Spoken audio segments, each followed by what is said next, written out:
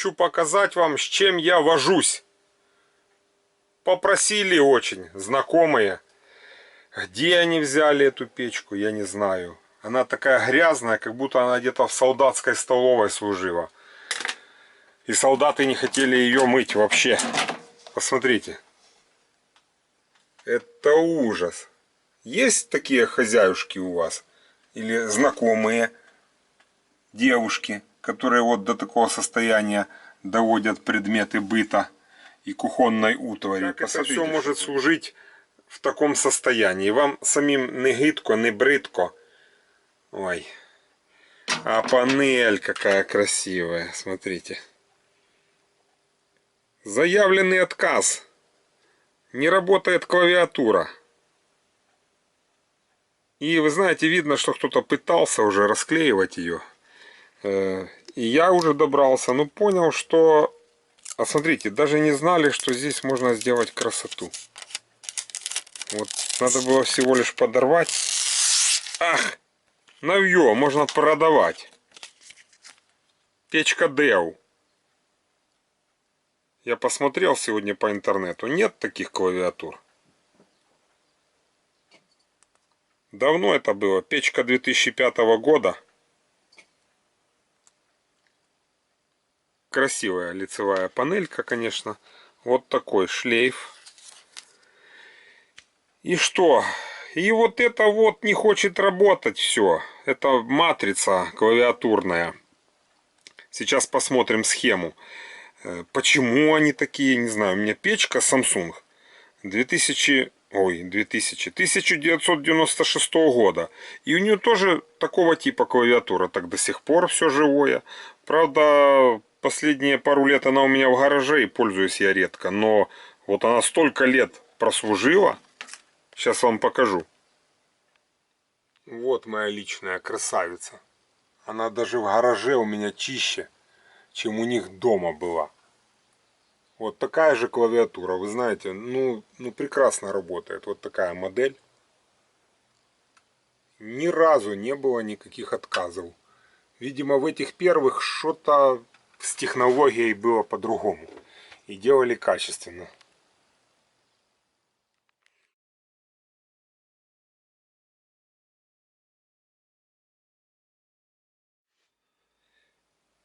Так вот, клавиатура в отказе. И неизвестно, работает ли здесь магнетрон. Вот он, красавчик. Магнетрон у нас 2M218. Но если работает, просили сделать хотя бы в работу две кнопки. Стоп и старт. Не надо, говорит, других. Две кнопочки, чтобы можно было включить и разогреть. В гараж человек хочет. Я не знаю, где он ее взял. Может, он ее вообще где-то на баках мусорных подобрал. Не знаю. Вполне может быть. Есть люди так вот эксплуатируют некрасиво. А потом просто выбрасывают. Да, и идут за новой. Да нет, мы не дадим ей такого шанса умереть. Слушайте, анекдот недавно рассказали. Дед с бабкой попали в рай. Ну, уже старенькие, умерли, все.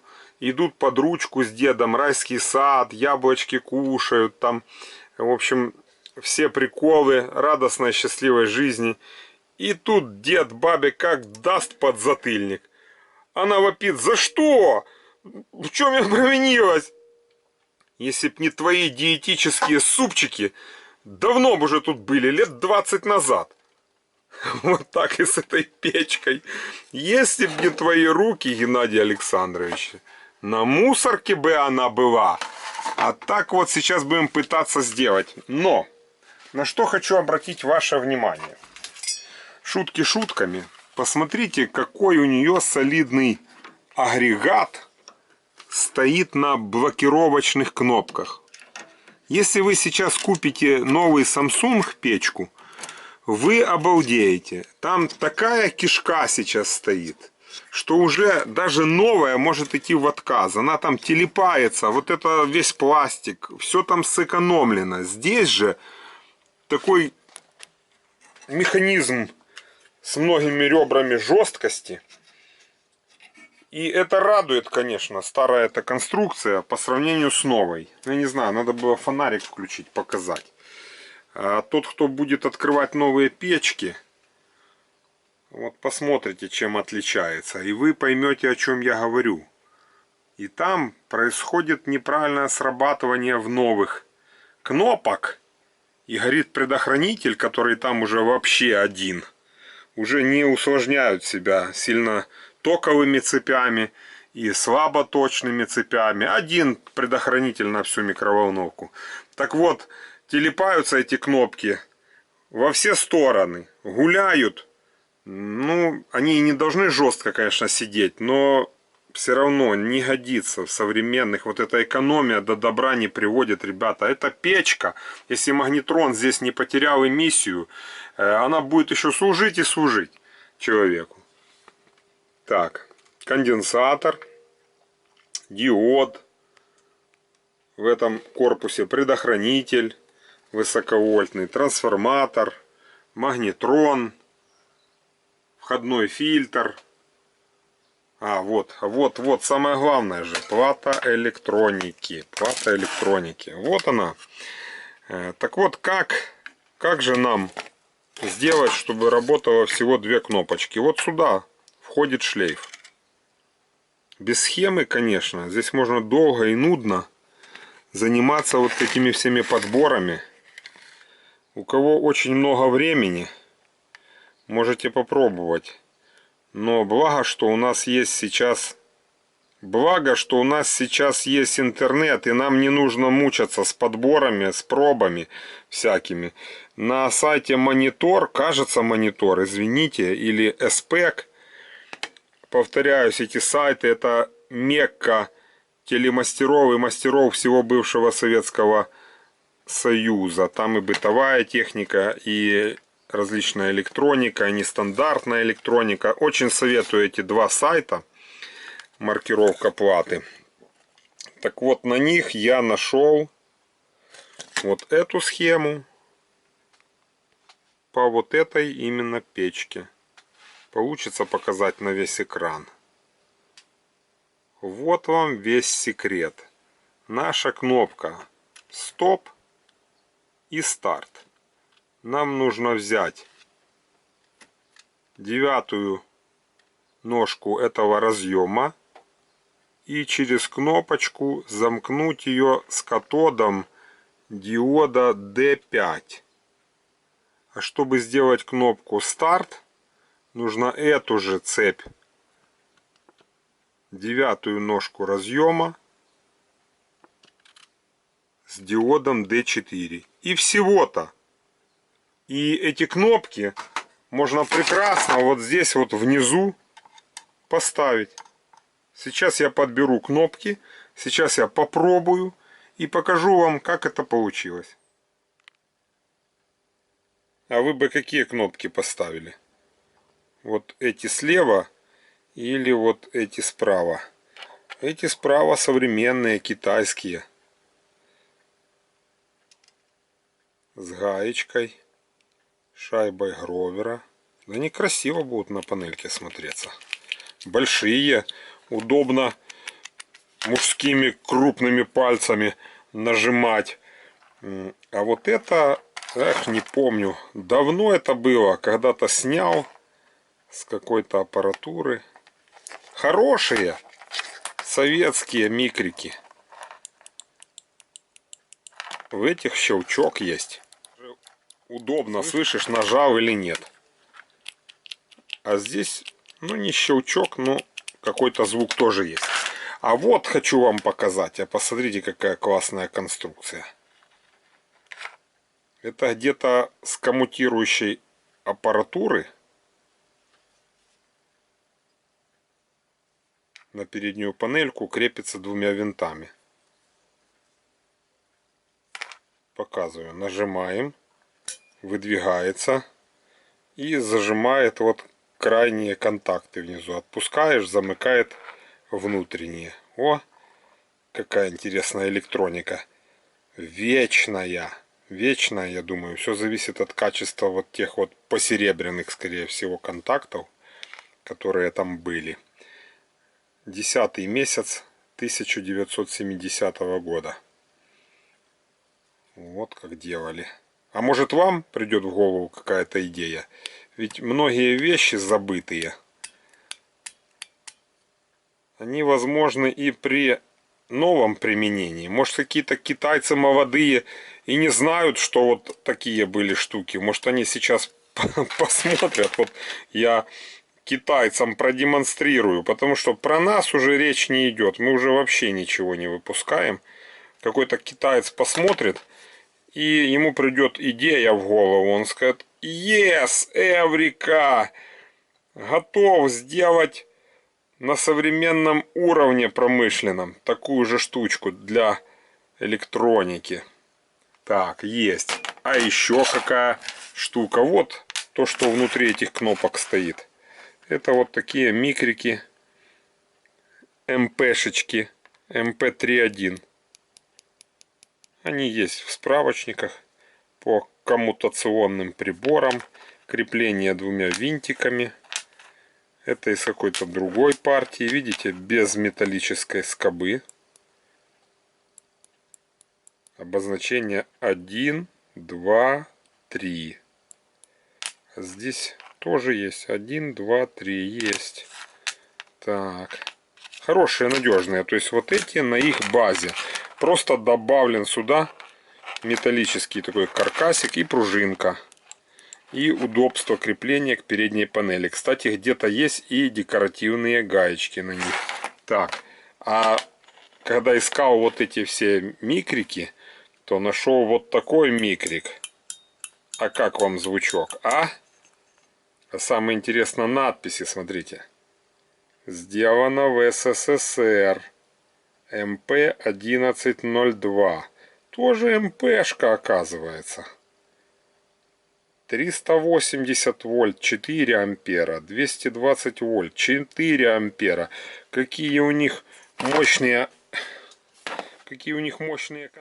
Я такую штучку ставил, знаете, куда? В кладовочку. Для экономии электроэнергии и чтобы не забывали отключать свет. Когда кнопочка нажата при закрытой двери, и у нас света нет. Как только дверь открылась, кнопочка отжалась, контакты замкнулись, и свет горит в кладовочке. И пока вы с открытой дверью там возитесь, свет у вас есть. Как только вы закрыли дверь, свет у вас выключился, и вы никак не забудете его выключить. Вот какие мощные советские вещи. Не выбрасываю, не выбрасываю. Вот такой я барахольщик. Так, продолжаем по печке работу. Да, вот эта красивая штучка. Кнопочная мембрана такая. Как новая, но не рабочая. И маркировка вот ее. Вот. Но ничего вам, скорее всего, уже это не даст. Почему? Потому что не выпускают их уже. 2005 год. Видите вверху? Но ничего, я думаю, что по вот этой маркировке мое видео и не скрою. Там есть еще одно видео на ютубе, где человек переделывал. И он тоже использовал эту же схему. Так что он первый был в этом вопросе. Но что делать? Я второй. Потому что, ну, попалось мне. Ролик будет немножко, может быть, дублировать. А может быть, я даже лучше расскажу. Так вот, вот эта вот мембрана, это ее схема. А как же разобраться поподробнее? Я даже немножко навел контуры и обвел оранжевым маркером. Для чего? Вот этот вот 1, 2, 3, 4, 11. Это есть наш разъем, куда подключается шлейф. Вот он.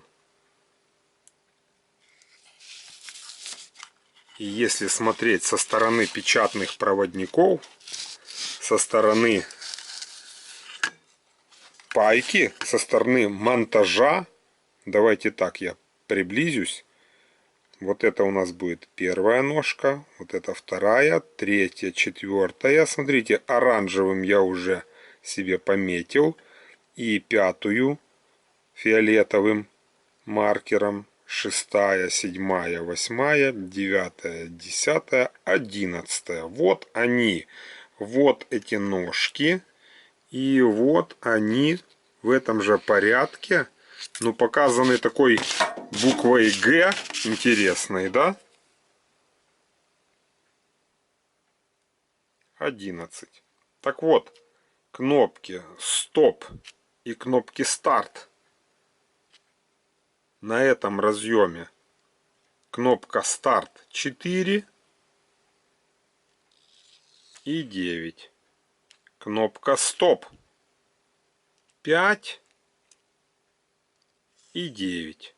Вот эти две кнопки нам и нужно задействовать сейчас. Я сейчас припаиваю, монтирую назад эту переднюю панель, попробую, и если все классно пашет, работает, сверлю на передней панели вот здесь два отверстия, ставлю кнопочки, кнопочки вот эти, кнопочки вот эти, вот уже длинные, может надо укоротить проводочки. И хотел по этим кнопочкам тоже немножко подсказать, как она работает.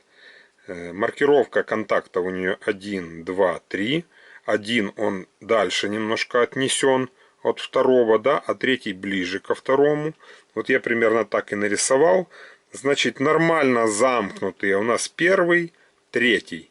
1, 3. Что значит нормально замкнутые? То есть, когда кнопочку мы не трогаем, не нажимаем, вот это ее изначальное состояние. А когда мы нажимаем кнопочку, то у нее замыкается первый со вторым, а третий перебрасывается сюда, и уже вот этого вот контакта нет, а есть контакт 1, 2. Первый, второй. Вот так она работает. То есть первый, третий нормально замкнутый, первый, второй нормально разомкнутый. Такая терминология, она существует и по поводу реле, контакта в реле. Ну вот так, будем пробовать. И слева у нас будет стоп, очистить, справа старт. Вот прям как здесь. Слева стоп, справа старт. Ну что, водичка в кружке. Закрываем. Смотрим на дисплей. Вот я кнопочкой сейчас правой выбираю минута, полторы, 2. О, и пошел пуск. А хотим сбросить, да? Вот сбросить. Оп. И второе нажатие сбрасывает на 0. Все. Кнопочки наши работают. Еще раз нажимаем. Давайте 3 раза нажмем. Дадим 1,5 минутки. Слышите, как натужно так мощность стала качаться магнетроном. Я думаю, что магнетрон рабочий. Все прекрасно. Знаете, как можно проверить, работает магнетрон или нет? У кого старый счетчик дисковый, диск начинает очень сильно вращаться. Побежали, посмотрели, значит работает магнетрон. У кого нет такой возможности, купите себе вот такой или похожий измеритель мощности. Я прекрасно сейчас применяю для диагностики микроволновок вот такую вот коробочку. Почему? А сразу видно, берет магнетрон мощность или нет. Вы включаете, показывает киловатт, значит магнетрон у вас работает. Показывает там 120 ватт, значит магнетрон у вас не работает. Вот и все. А дальше ищите причину, почему магнетрон не работает. Удобно, наглядно. Так. Ну что, давайте вырубаем, хватит минута. Сбрасываю. Кстати, клавиатурку приклею для красоты назад. Так, пробую. Да. Все, прекрасно. Ну что, остается пожелать хозяину помыть эту микроволновочку. Хорошо, вот так вот водичка, чтобы запаровала там хорошо. И будет прекрасная микроволновочка в гараж. Даже еще не закончено. Надо просверлить и поставить вот здесь эти кнопочки. Покажу. А к этим кнопочкам такие замечательные гаечки. Ну, если не хотите такие замечательные, то можно и попроще. А может, замечательные себе оставить, а? А вдруг пригодятся? Наверное, поставим вот такие. Пока искал, нашел еще у себя вот такие кнопочки. Размер, смотрите, я беру их пальчиками. Они поменьше тех, которые я вам показывал. Тоже без фиксации. Без фиксации. И тут же нашел я знаменитую кнопку P2K. Вездесущую, везде стоящую в советской аппаратуре. Ну такая дрянь. Я все вот думал, ну что его такое сделали криво-кособокое, неудобное. Как его крепить к передней панели? Они были вот с фиксацией, допустим, а были и без фиксации. Вот там достаточно штырек вытащить, и она будет у вас без фиксации. Вот не могли сделать вот таких кнопок нормальных. Не могли. Вот это был бешеный дефицит, это военка вообще-то. А в гражданку вот шло вот такое чудо. Я когда в магазине, они были спаренные, стройные, там 5-6 штук вместе, зависимые, независимые. Не нравилось. Я не знаю. Ваше мнение, да? Кто имел такое же мнение, как я, насчет этой кнопки P2K? А знаете, где она еще стояла? Телемастера знают, в дешифраторах. Украинские мастера, которые ставили дешифраторы на закодированное телевидение, где был негатив, а нажимали кнопочку и появлялся позитив. То вот такие кнопочки так пошли в начале 90-х. Прям сотня их пошла у меня. Я сам эти дешифраторы делал. Не помню, сказал или нет, что кнопочки эти КМД-1.1, да? А вот на базе таких же микриков МТ-1 переключатель по тому же принципу. Кто не знает, молодежь, смотрите. Хороший, кстати. Хороший, качественный.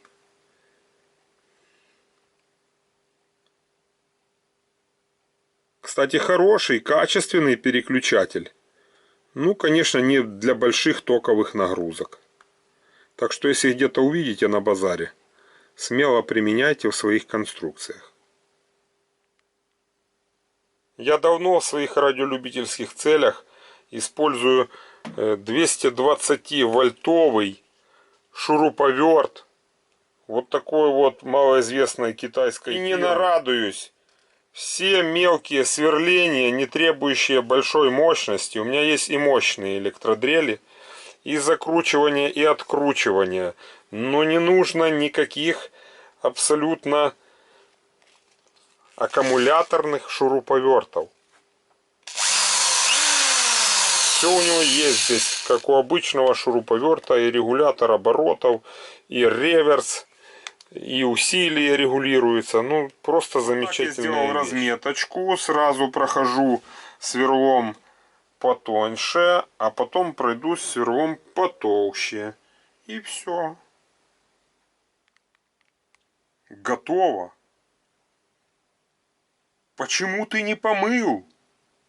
Да нет уж. Пусть уже сами отмывают. Я вот здесь разве что потру сейчас спиртиком. Все. Для тех, кто любит смотреть с конца ролики. Задача не стояла запустить все функции микроволновки, потому что заявленный бюджет ремонта очень небольшой. Печка человеку нужна для гаража. Значит, смотрите, из уважения к фирме Daewoo я помыл спиртиком переднюю панельку. И, Но это пусть хозяин домывает. А может он в гараже и не будет ее мыть вообще. Стоп. Левая кнопочка. Старт. Читается там. Правая кнопочка. Все. Вот такой вот будет внешний вид. И будет служить дальше. Вот такой я противный мастер. Не отправляю на мусорку. Такие чудесные вещи. Хорошо сделанные. И будет служить она еще, я думаю, не 1 год человеку. Под 100 грамм вместе с друзьями. Спасибо за внимание. Подписывайтесь, кто не подписался. Комментируйте, что вы думаете об этом ремонте.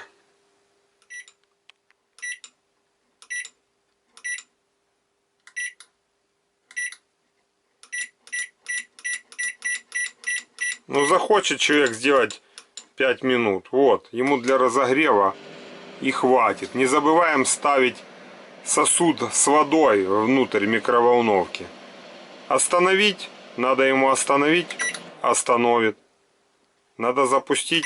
Запустит.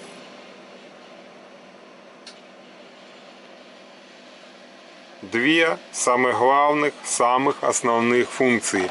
Понятно, что не надо вот туда лицом лезть. Вот вам работа микроволновки. Вентилятор обдувает магнетрон. Магнетрон должен обязательно охлаждаться. Он очень порядочно греется. Смотрите провода, куда заходят. А то бывает так, люди повынимают фишки, а потом не знают, где что стояло. Вот так должна функционировать в режиме нагрева микроволновая печь. Руки туда совать нельзя. Не забывайте, пожалуйста, о технике безопасности. Никто не отменял ее. И чувствуете в себе мало сил, мало знаний, лучше не лезьте. Останавливаем. Сбрасываем вторым нажатием. Открываем. И трогаем кружечку. Да, тарелочка есть, все в комплекте есть. Ну, пусть замывает. Единственный ему совет, пусть замывает. Все. Нравится мой канал?